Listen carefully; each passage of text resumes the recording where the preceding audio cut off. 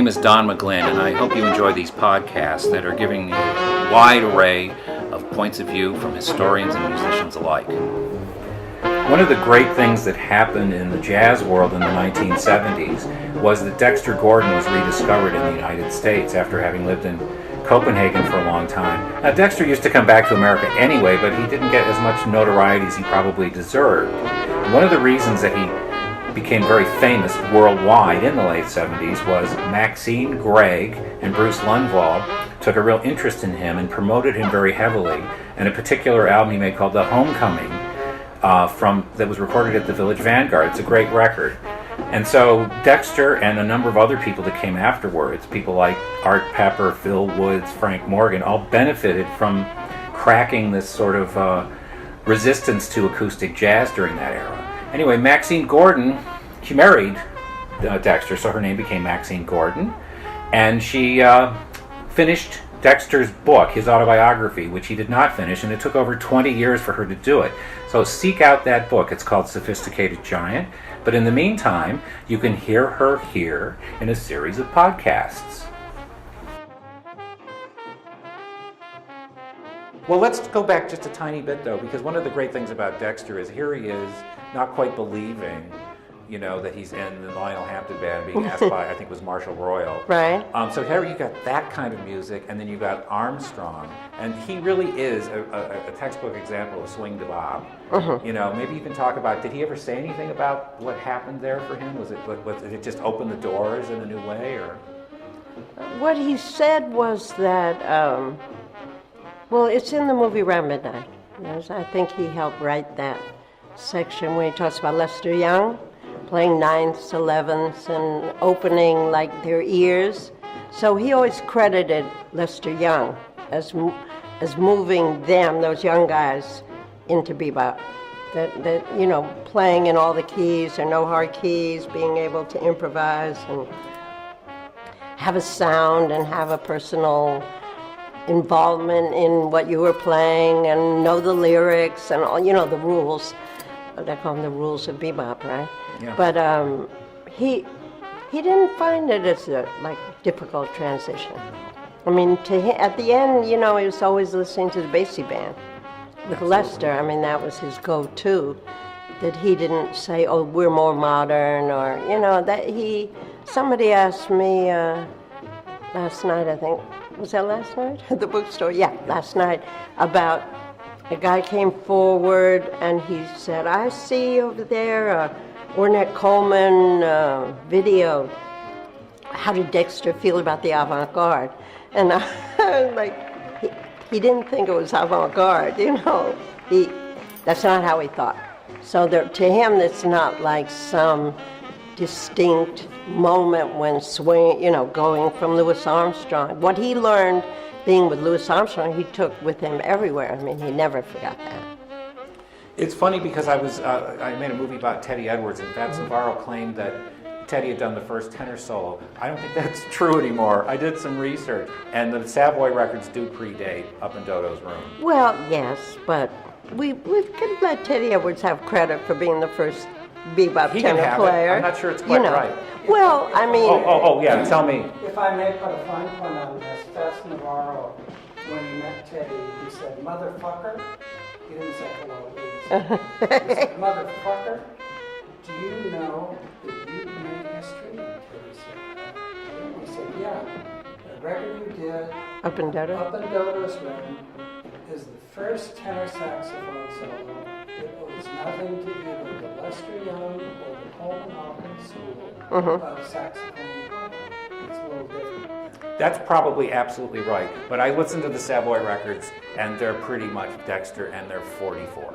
It's a year earlier. Well, I don't think there's a battle between Teddy Edwards I just and thought Dexter. it'd be fun to mention and it. I interviewed Teddy, and he told me that story, and he told me, I was the first, and Up in Dodo's Room, and he said, "And Dexter stole all my shit." So I love that. But it's not even Dexter Wardell. It's not. They call it a battle, or the chase and everything. But no, they were all in there together. So in a moment, somebody may say something, but whoever's first, good. You know what I mean? There could be somebody we never heard of who was first, who didn't record, who played on Central Avenue, who went to jail and, Died. never left California, right? Yeah, that's right. I know, I don't like to get into that, who was the best. And Right. I heard Teddy's or version who of it. won. They used to ask Dexter, would listen to the chase or the hunt, who do you think won the battle? And he was like, well, obviously Wardell won, but, that's what happens. Yeah, I love them all, so it's not really a horse race. Maybe you can talk a little bit about how Dexter felt about when he would be in his hometown and playing a place like Jack's Basket Room or some of the other places in LA. What would be another one? The Last Word. That's the other thing people keep forgetting. Sometimes for a while Charlie Parker's got that band and he's got these guys and they're there for like 3-4 months. Yeah, and they go to work. Yeah, they have to leave it in New York. Yeah. Yeah, it seems like Dexter felt though that it benefited him to have a competitive nature at the cutting contest, didn't it? Yeah, I mean he, loved boxing. He loved Sugar Ray. And he was like, we understand that because we are competing. You love baseball, love basketball, but they're still in it together, even in the competition. I mean, they don't want to kill him. Cutting contests kind of sounds negative, right? But he said, there were so many great tenor players on Central Avenue, especially after hours, so maybe 10 tenor players, he said, but in the end, the reason it would be he and Wardell is that they had more stamina. That's right. So, I mean, physical stamina to keep going till whatever time it was. But he said, didn't mean they were the best. He never thought they were better than anybody that we never heard of. That he was adamant about that. When I wrote the book, he was like, that it was like what Hadley Callman said about there were 10 tenor players called Little Dex.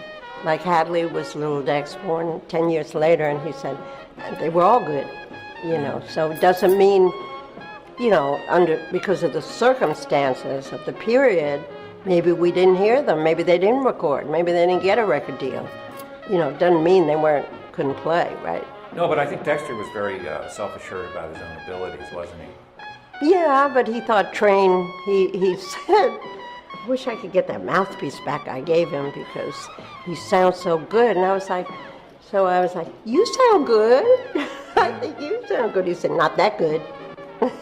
And he thought Ben Webster, he said, I wish I could play like Ben, Because he said, Ben, play a ballad and everybody be crying. I like how in the Jackie McGlynn documentary, he's got a throwaway line. He says, the first time I heard John Coltrane, he sounded like Dexter Gordon. Yeah. Maybe you could say something, because I was listening to Charlie Parker for a long time, and then I started going and listening to a lot of other things, and I didn't listen to him for a while. I came back, and it was something wrong? No, not wrong. Yeah. Not wrong. I found it completely electrifying to hear Charlie Parker after not paying attention Right? for 10 years. And I'm like listening to him almost every day now. Oh, good. Because he's so fun. But maybe you can talk about the magnetism and the charisma and the power of hearing him and how you feel about him. Oh, yeah. Okay. Well, since you mentioned that you went back and then you listen every day, he died in 1955, right? There's nothing more modern. There's nothing more exciting. We were in the car coming here, and Charlie Parker came on the jazz station. And there was you wouldn't know that was recorded, that the man died in 1955, and then they're playing something that was recorded, last month. But his is like so much more interesting and more, you stop what you're doing when you hear Charlie Parker, right?